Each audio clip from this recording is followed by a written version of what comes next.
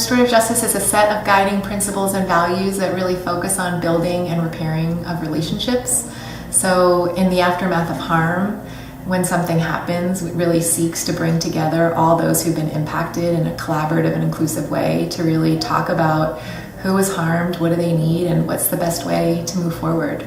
Traditional justice really asks the question, what happened, who did it, and what's the best way to punish them? Whereas restorative justice focuses on a different set of questions, more around what happened, who was impacted, what are their needs, and what's the best way to engage everybody who's been impacted in a conversation around determining the best possible outcome for everybody.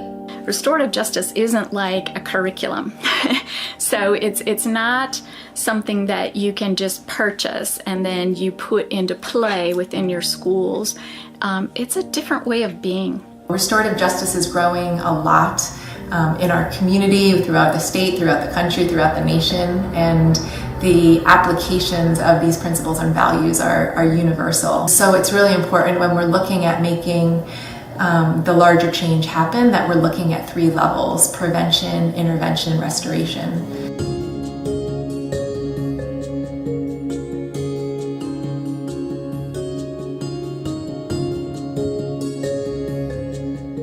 So the prevention tier of restorative justice implementation is all about building relationships, strengthening the community, and making sure that there's a solid foundation of community in the first place. Because you can't restore anything or restore relationships that never existed in the first place.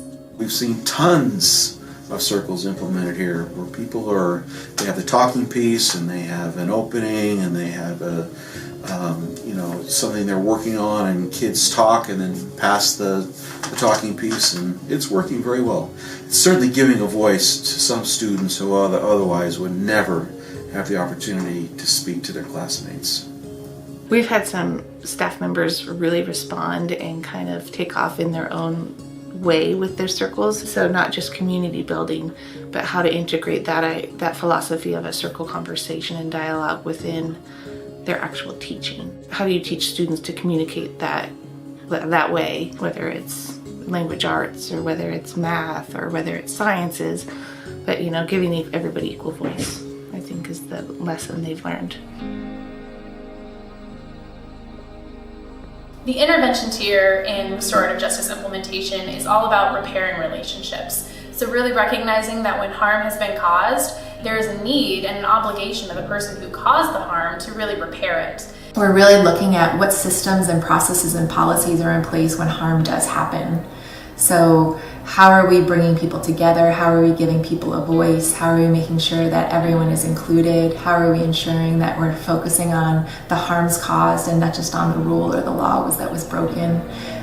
So great questions to be asking, but also really needing to ensure that we have the systems and the processes in place to really address that. Ultimately, it's repairing relationships that have been harmed in our community and finding ways to do that that creates a learning experience for students and for staff.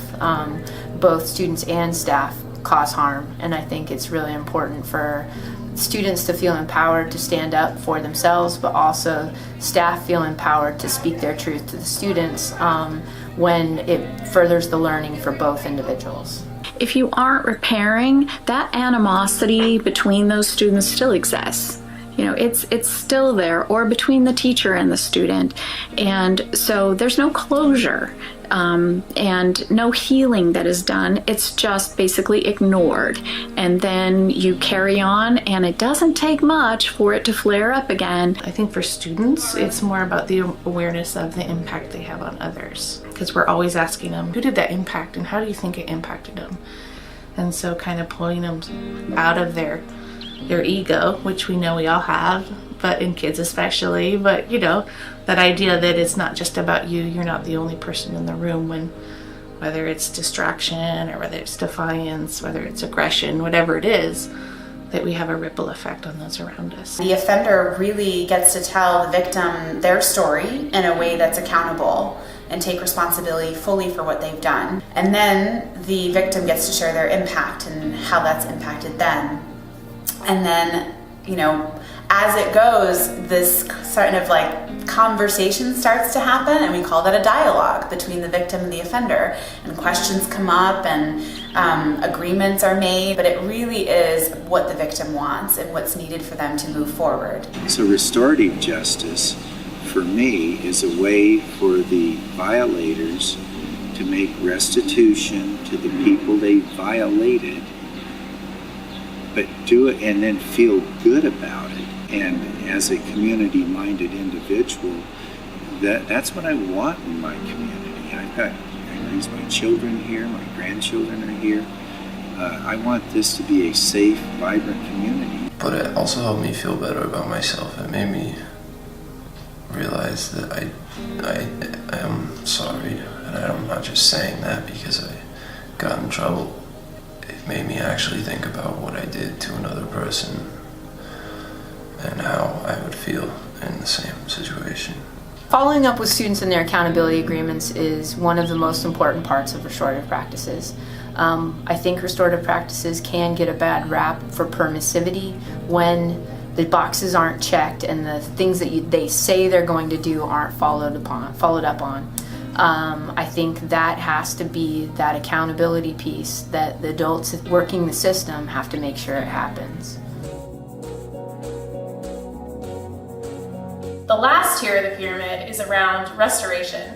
So that's really hopefully where we're doing the least amount of work, but if and when there is a situation where somebody needs to be removed from a community temporarily to really provide community safety, we need to recognize that they're still coming back. Whether it's an expulsion or incarceration, how do we ensure that they are being welcomed back into the community with clear agreements, but also in a way that they know that they are welcomed and that they belong and they are wanted and this is their community.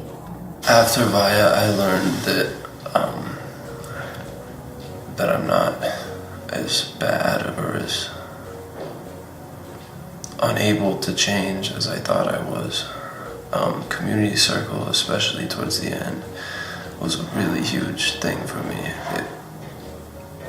It made me really realize that my life is on me and I can change things for myself. I can figure out what I'm doing in my life and I could decide what that is. It really helped me open up and reflect. I felt more seen, instead of just another criminal. He was able to walk away with a sense of value in himself that he was never sure he should accept, even hearing it from anyone outside of his family members, that I think he gets to carry forever now with him. I am most proud of Tyler after everything that's gone on in this entire situation, that he's been able to walk away with